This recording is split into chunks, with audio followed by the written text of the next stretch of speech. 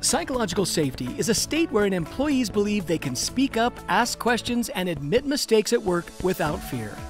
While it's known that employees' level of psychological safety can fluctuate, when and why does this happen?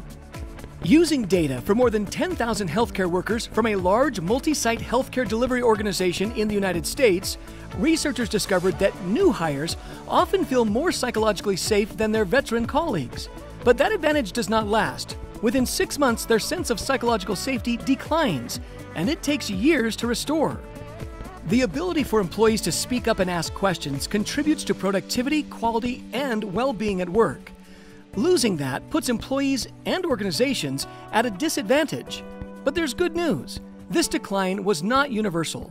Researchers found that new hires who joined departments with high levels of psychological safety experienced less reduction in their own and bounced back faster. Why the drop?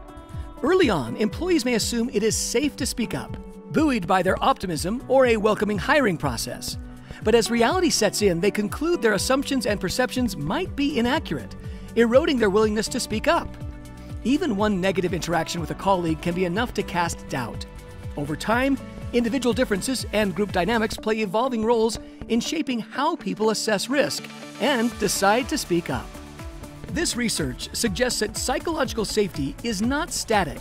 That means leaders and teams have an opportunity to shape work environments that protect and restore this vital resource. Wonder how psychological safety changes over time? If so, you may want to read this paper.